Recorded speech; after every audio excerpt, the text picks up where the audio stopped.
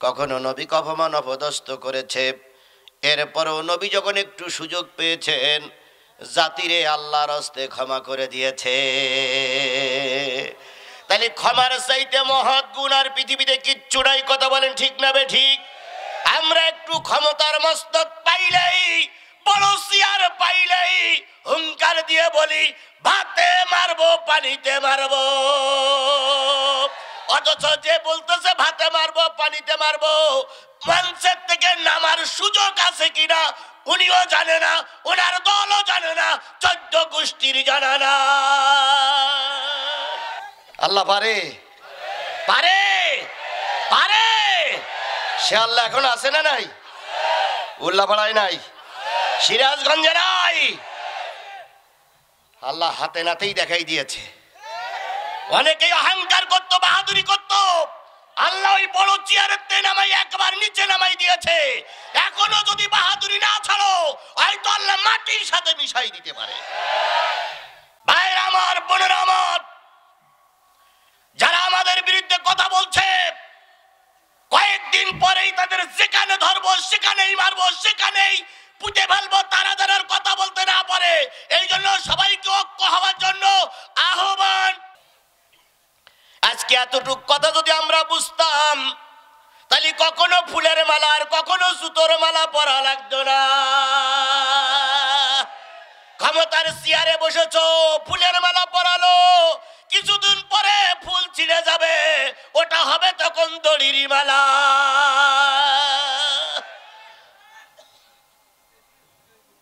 কথা কি বোঝেন? এখন মুসা আলাইহিস সালাম বলতেছে আমার যা বলেছে তাই বললাম, তুমি যেটা ভালো মনে করো সেইটাই করো।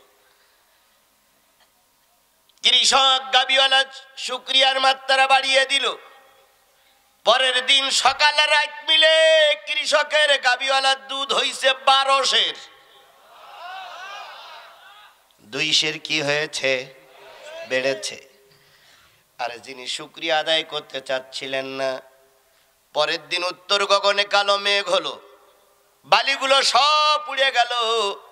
একটা ঝটকা বাতাসে, দমকা বাতাসে লোকালয়ের ভিতরে নিয়ে ফেলে দিল। সমস্ত লোক যখন পাগল পাগল বলে তিরস্কার করতেছিল, মুসা আলাইহিস সালাম ওই পথ দিয়ে যেতে যেয়ে দেখে সেই লোক। কিরে ভাই, কালকে না খুব রাগ দেখাইলে, আজকে অবস্থা কেন? কয় হুজুর, ওই নাশুকরিয়া করার কারণে যে বালিটুকু ছিল সেও উড়ে গেছে। তাহলে শুকরিয়া আদায় করার কারণে নিয়ামত কি হয়েছে? বেড়েছে। না শুকরিয়া আদায় করার কারণে যেটা ছিল সেটাও হারিয়ে গেছে। কথা বলেন ঠিক না বেঠিক? আজকে যে অবস্থায় আছি, ওই অবস্থায় যদি আল্লাহর শুকরিয়া আদায় করতে পারি, আজ হোক কাল হোক, আল্লাহ ইজ্জত দিয়ে উপরের মসনদে তুলে দেবে। এই জন্য শুকরিয়া আদায় করবো কার? সবাই মিলে বলুন, শুকরিয়া আদায় করবো কার? সেই আল্লাহর শুকরিয়া স্বরূপ তার শিখানো ভাষা দিয়ে বলছে আলহামদুলিল্লাহ। সর্বকালের সর্বশ্রেষ্ঠ মহামানব, যার আদর্শে আদর্শিত আমি নিজেকে উম্মত বলে দাবি করছি, সেই নবীর নামে দুরূদ আর সালাম সকলে মিলে বলছি সাল্লাল্লাহু আলাইহি ওয়াসাল্লাম। বন্ধুগণ, রাসূল সাল্লাল্লাহু আলাইহি সাল্লাম নবুয়তের বয়স ছিল কত বছর? 23 বছর। 40 বছর ছিল সামাজিক বয়স, 23 বছর ছিল নবুয়তি বয়স। সর্বমোট বয়স ছিল 63 বছর। এই 23টা বছরের ভিতরে কখনো কাফেরদের কাছে মার খেয়েছে, কখনো জুলুম অত্যাচার নির্যাতন সহ্য করেছে, কখনো রক্ত দিয়েছে, কোনো কারণে দেশ ছাড়তে হয়েছে, কখনো নবীকে অপমান অপদস্থ করেছে। এরপরও নবী যখন একটু সুযোগ পেয়েছেন, জাতিরে আল্লাহর হস্তে ক্ষমা করে দিয়েছে। তাহলে ক্ষমার চাইতে মহৎ গুণ আর পৃথিবীতে কিচ্ছু নাই। কথা বলেন ঠিক না বে ঠিক?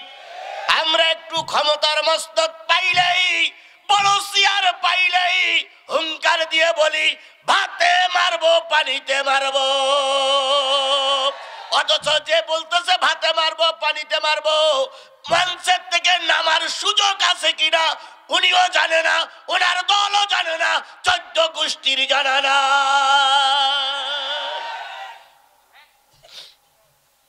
মঞ্চে গান গাচ্ছে 1 মিনিটের নাই ভরসা, সাঙ্গ হবে রং।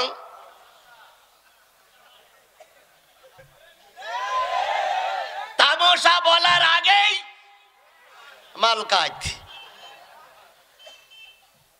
ভাইরা আমার, বোনেরা আমার, যারা আমাদের বিরুদ্ধে কথা বলছে, কয়েকদিন পরেই তাদের যেখানে ধরবো, সেখানেই মারবো, সেখানেই পুঁতে ফেলবো, তারা যারা কথা বলতে না পারে। এই জন্য সবাইকে ঐক্য হওয়ার জন্য আহ্বান।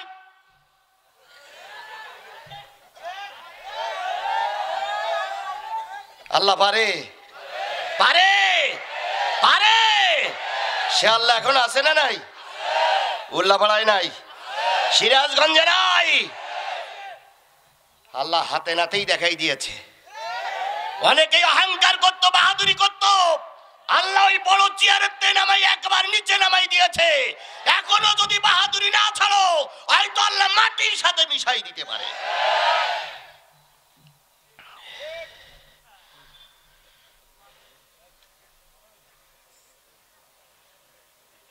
আমার ভাইরা,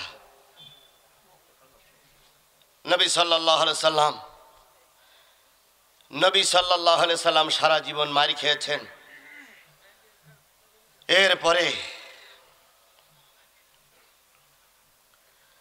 এরপরেও রাসূল সাল্লাল্লাহু আলাইহি সাল্লাম যখন একটু সুযোগ পেয়েছেন, জাতিরে ক্ষমা করে দিয়েছেন।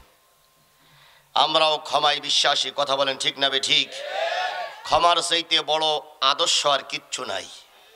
সেই রসুলের নামে দুরূদ আর সালাম সবাই মিলে বলছি সাল্লাল্লাহু আলাইহি ওয়াসাল্লাম। বন্ধুগণ, অনেকদিন পরে আপনারা এক জায়গা হয়েছেন কি শোনার জন্য? সবাই মিলে বলুন, কি শোনার জন্য? এমন একটা কিতাব আপনারা আমরা শুনতে বসেছি, এই কিতাবের ভিতরে কোনো ভুল। জালিকাল কিতাবু লা রাইবা ফি, এই সেই কিতাব যে কিতাবের ভিতরে কোনো ভুল নাই, সন্দেহ নাই, সংশয় নয়, যে কিতাবের ভিতরে যা আছে সবটাই সঠিক। এখন সঠিক কথাগুলো কারা শোনে? সঠিক মানুষ যারা, তারাই। বেঠিক মানুষ সঠিক কথা শোনে না। কথা বলেন ঠিক না বেঠিক?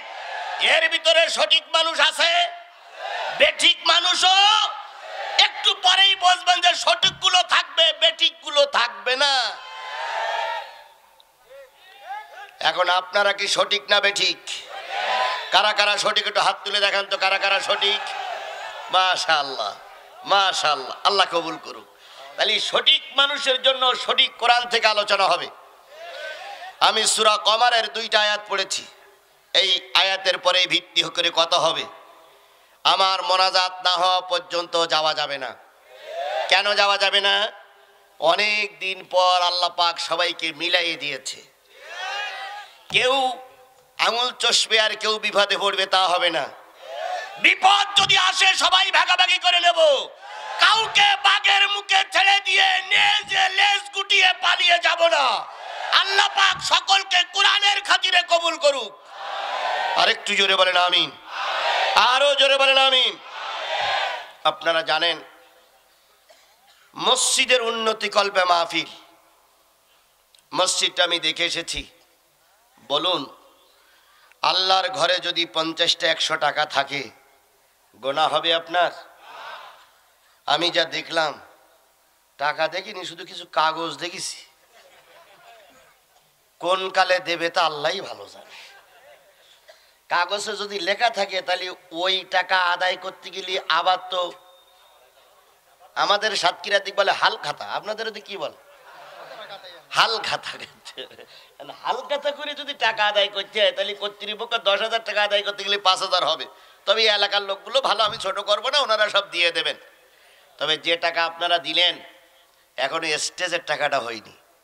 আমি তো ওকে শুনতেছিলাম, দ্বিতীয় বক্তা কালেকশন করতেছিল, যে টাকা দিয়েছে স্টেজের টাকা হয়নি। এই মাহফিলে আপনার আমার 50টা টাকা মসজিদের জন্য থাক, এটাকে আপনারা চান? আজকে আসার সময় যদি মা, ওই যে মায়ের গান গাইলেন আমার একটা ছেলে, যদি মা বলতেন, খোকা আসার সময় আমার জন্য 200 বাদাম নিয়ে আসিস। যদি মা বেঁচে থাকতেন, বাবা বেঁচে থাকতেন, 200 বাদামের দাম এখন 50 টাকা। তাহলে নিয়ে যেতেন না বাড়ি যেই বলতেন যে বাদাম পাওয়া যায়নি? এরকম এরকম সকল ছেলেপিলি আছে, বাড়ি যেই বলতো যে বাদাম পাওয়া যায়নি। এই জন্য মায়ের নামে বাবার নামে 50-100 টাকা দান করলে আজকের এই মাহফিলটা